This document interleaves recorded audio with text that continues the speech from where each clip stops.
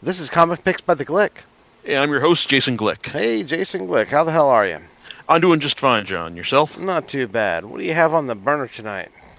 Okay, well, let me start by recapping a bit because for people who read the blog, you might notice about a year or so back I talked about the great Viz manga shrinkage. How basically a lot of series that I was reading from Viz just kind of wrapped up, and they weren't offering a whole lot to replace them with. In fact, they still aren't. So now, but that's also giving me the chance to go back and start picking up, series that I've been out for a while, and I just never got around to picking up. Case in point, tonight's subject, Fullmetal Alchemist, the immensely popular shonen manga series that wrapped up several years back, and is beloved by just about everyone who reads it. And hey, to be honest, I liked it pretty well too. But as far as the series goes, I kind of got a I don't know, odd history with it because and I don't know if John. I don't know if your history with it starts with the original anime series from back in the aughts. Actually, yeah, it is because it's the first exposure that I had to the series. And that, just to give our listeners a perspective, that series is the first Full Metal Alchemist anime series. Is as of the date of the recording of this show is like 11 to 12 years old. Well, fuck, I feel old now. Yeah, just as a as a reference. However, and then they completed their run. I think, and I'm just kind of gonna swag this. I think it was right around the 50, maybe just under 60 episode mark. If I remember correctly, it's like the first series ran 51 episodes and a movie. Yep, that's pretty much it. So yeah, that's it. Later, and I'm trying to remember what exactly that was. They came out in 2009. I'm looking it up now. 2009, they came out with another anime, which was not a continuation. This is March 20th. In 2009.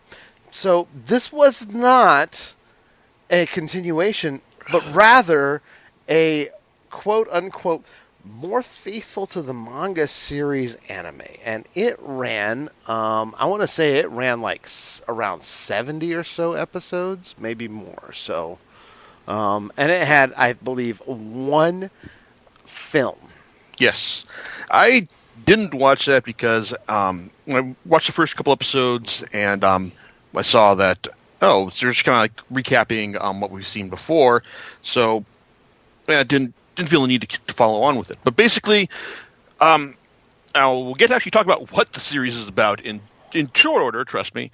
But the original Fullmetal Alchemist series kind of like struck the balance of being the best of both worlds, or best like the best this kind of like manga adaptation could hope for. Because while the first series came out very early in the manga's run, it actually it diverged really right after like the fourth volume, and but it still managed to tell a compelling story, even though they made huge changes from the manga. But some of them are actually pretty smart and entertaining, like the business with what happened to. That's kind of spoiler territory, but it's like, but the original Fullmetal Alchemist series, the anime, managed to kickstart it's like the franchise's appeal. It's like on both sides of the ocean, and I definitely wouldn't be reading the series right now if it hadn't been for the for that original series. Yeah, And so the episode count tallies are 51 episodes versus 64. So they wound up producing 13 more episodes. And just I haven't seen all of the second series, but I can tell you that it seems to be a little bit more comprehensive in certain areas. yeah, I But think I imagine the whole point of doing the second series so that you could adapt the manga, like the manga in full. agreed, agreed. Yeah, but as far but it's like I but but the thing is, I spent the last week rereading all 27 volumes, and while it's like that's also been a source of frustration because while I've been rereading all these, it means I haven't been able to catch up on the stuff that's been arriving at my house, which includes the latest volume of Vinland Saga, which I've been waiting over a year to read. But ultimately, it's not that bad because the manga is really good. Now, for those, in case for all those people who aren't unfamiliar with the series and just completely lost by John and I talking about the anime, the series is about two brothers, Edward and Alphonse Elric. They're alchemists in the country of Mercis, and Amestris, yeah, and it's like and they have one goal. It's like Ed. They both. It's like Ed they want to get their original bodies back after they experimented in forbidden forbidden alchemic practices, because turns out these kids have a tragic upbringing in the sense that their father left them at an early age and their mother died. Died a couple years later. So after finding out about alchemy, and proving to be adept students at it, they decided, well, why not see if it's possible to try and transmute a human? And it turns out that, when they did, the results were catastrophic. Ed, the older brother, lost his arm, lost an arm and a leg. His brother Al lost his entire body and was only able to remain in this world after Ed bound his soul to a suit of armor. Preserving it. So now you've got these two kids horribly traumatized by this event and trying to figure out where do we go from here. But it's possible they may be able to get their original bodies back by using the powers of the fabled Alchemist tool, the Philosopher's Stone. And so the manga series is basically a 27-volume fantasy action epic as the two journey throughout the land of Mestris and its surroundings, meeting meeting all sorts of colorful characters Colonel Roy Mustang, one of the military heads of military heads in Eastern City, and his subordinates like sharpshooter Riza Hawkeye, and the always lovable Maze Hughes, who loves his daughter and loves letting everyone know about it, and also badass and muscly Major General Alexander. Alexander Louis Armstrong. Then you've also got other less savory characters like Scar, the survivor of the Ishbalan Civil War, whose right arm has the alchemic runes for destruction. Goes around trying to kill any alchemist he can find for what they did to his country. I could go on talking about the seven deadly sins. Who are some of the main antagonists there? And their father, who's the series' ultimate big bad. Then you've also got Ed and Al's childhood friend Winry, who serves as Ed's automail, the metal almost robotic prostheses that people use in order to people that replace people's limbs who've lost them. And her grandmother, her crusty grandmother Pinako. People from the land of Xing that's totally not China. Lin Yao, and Mei Chang, who are trying to come to Amestris to find the secret of immortality. I could go on. I mean, the key to this series, what makes it so compelling, is that it creates a lot of interesting and lovable characters that you're willing to follow. Throughout the course of the series. Ed and Al's quest itself is filled with enough drama, but they're also winning characters in themselves. With Ed, providing to be a fun mix of optimism and can do grit. But also his short man complex provides a great bit of running humor throughout the series. And his brother Al, even though it might be he is being trapped in a suit of armor has its perks. But we also find there are also moments where we find out just how haunting it is, like from just not being able to feel, but also just being awake at night and unable to will feel any it's like any warmth from anyone.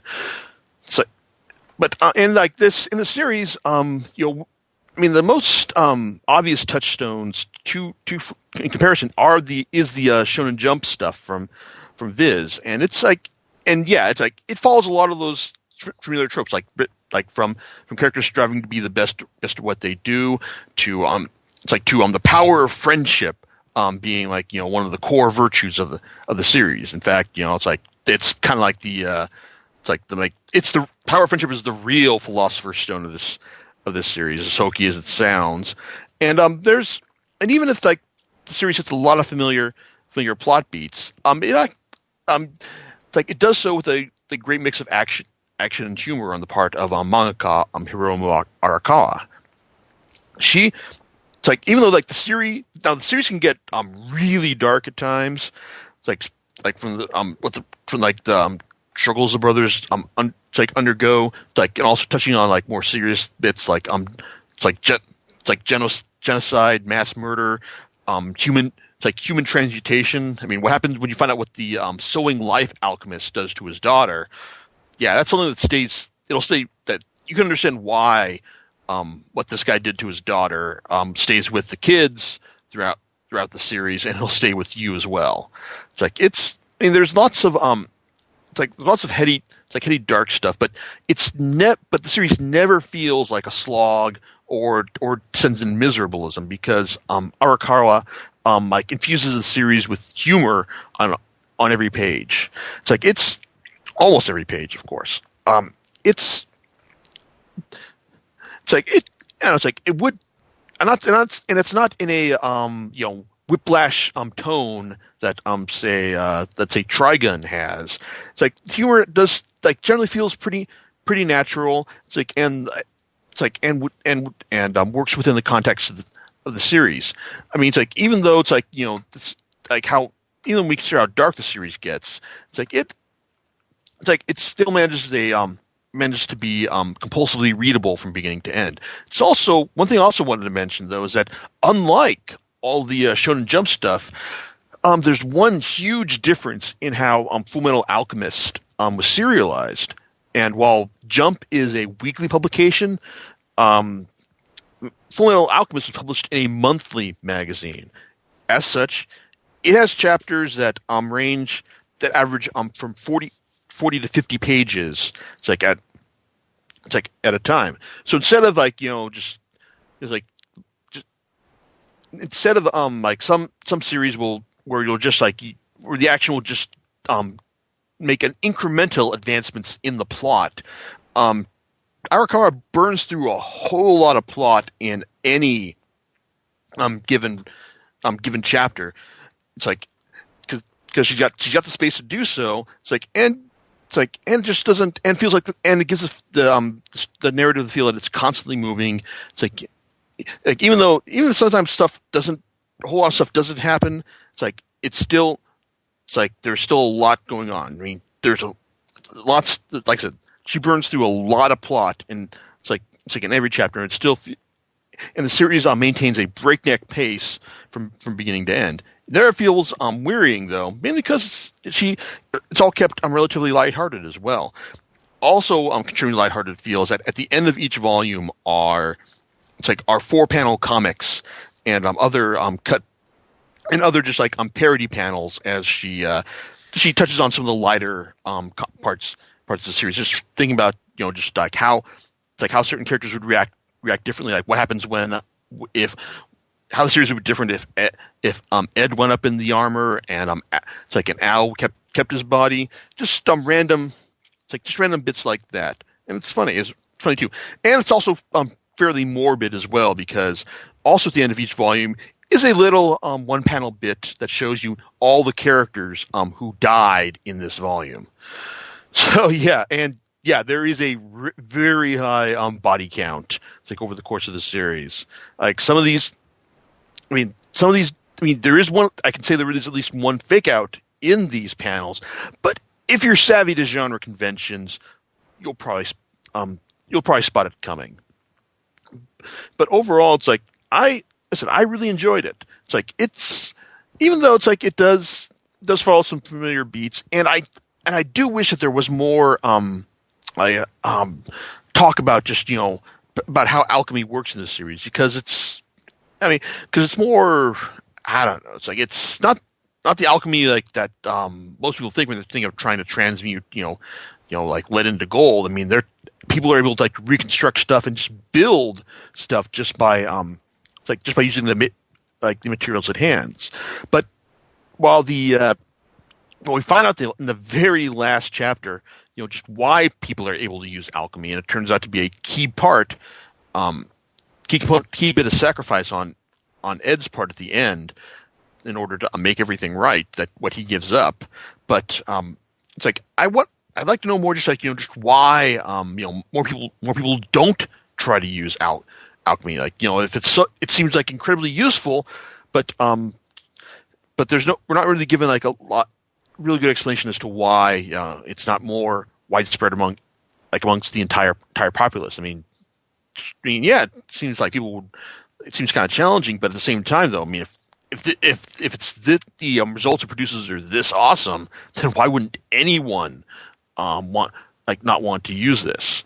It's like, and also there does seem to be some bits and limitations about the amount of power used as well. But so it's so yeah, it's like would have liked some more explanations about just why it's like just just the fundamentals about how alchemy works in this series. Oh, and also while I was talking about the some of the memorable characters, including the seven deadly sins, one of them. Envy is one of the huge bastards of this series, and while I talk about the it's like the fact that the series is big on the power of friendship, of being like a big driving force, and like main reason a lot of people are able to everyone's like Ed and Elle are able to win in the end. At one point, they have Envy at their mercy, and it's like, and they basically just point out to him just how lonely he is, and how it's like, and why he's it's like, and that Envy's like kind of pissed as to why they're not just giving into vengeance, because Envy pulled some real nasty shit over the course of this series, and one thing he does has Roy basically wanted to murder him on the spot, but they managed to talk him down, and in the process, Envy just like showing compassion to him, Ed commits the worst insult the character could bear, and basically Envy just gives him a giant fuck you, as far as it's like, hey, here's what I think of your power of friendship, and it's like that's actually probably one of my favorite parts in the series, because even though the power of friendship saves a lot of people, it managed to kill one of its biggest bastards in the end. I like that. Oh, and also be remiss in mentioning the fact that while the original anime series introduced just about all of the key cast members, there was one that it didn't introduce, and that would be Major Armstrong's sister, Olivier Armstrong, the head of the Briggs Fortress, and someone who's also reads bad motherfucker, because she is as strong and mean as they come. And even though it's like Alex is a big goofy teddy bear, she's just a mean old bear. It's like in her mean old grizzly. It's like in her disposition, and it's a lot of fun seeing her give Ed and Al like hell for their recklessness, and also just troll her brother for his weaknesses as well. So yeah, it's like the series had a lot of fun surprises, like for someone who like me, who only saw the first series, and ultimately it's like I said, even though it kept me from reading a lot of just about everything that's arrived in the last 2 weeks, still thoroughly entertained by the time time I spent reading this. Like I said, currently, I don't know if the original single volume releases are still in print. I imagine they are. I'm sure you can also get this digitally.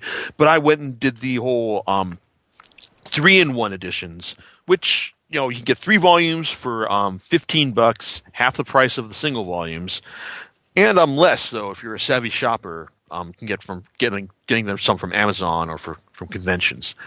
So yeah, even though it's 27 volumes, still pretty affordable now thanks to all of the thanks to the success it's enjoyed. So overall, I recommend it. Yeah, it's pretty long, but still very entertaining. John, so any thoughts about the series on your end?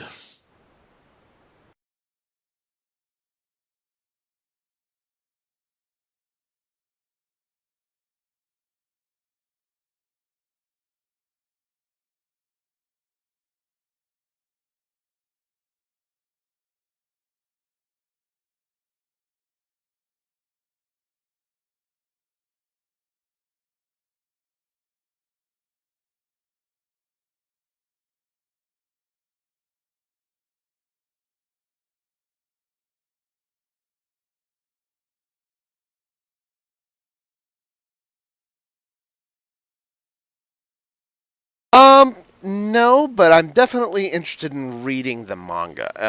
I've been wanting to do this for a long time, actually. And I think that this is knowing that they have these in the. You said Viz is the people who produce it, right? Yeah, it's funny enough, it was actually published by Square Enix Oh, in Japan, but since they don't have a manga publishing arm over here, they sublicensed it to Viz. got it. All right, yeah. And you said it was. Did you say it was the 3-in-1 volumes that you had? Yes, there are 9. There are 9 3-in-1 volume editions for this series. Now that's perfect. Now are these the 3-in-1s? Are they the slightly larger format ones? Actually, no. These aren't the Viz Big editions. Got it. These are when they explicitly labeled 3-in-1, and they are the Viz Big editions are actually kind of do kind of use a better paper stock and are larger. The Fullmetal Alchemist manga is basically about the size of the single volumes, and the paper stock is chintzier, to be sure. I mean, if you look hard enough, you will. There's some ghosting from between pages, but I don't know. If you're a stickler about that, then by all means go and pick up the single volumes or buy the series digitally. But I don't know, it didn't bother me enough that I regret buying it in this format. I think I might just go for that myself. So excellent, excellent. So do you know what you're going to be talking about next time on your wonderful podcast? Well, we're going from a 27 volume manga series to a 53 issue Batman story. All right. Yep, Batman Eternal. Next time on Comic Picks by the Glick. All right. We'll catch you next time on Comic Picks by the Glick. All right, laters. Bye.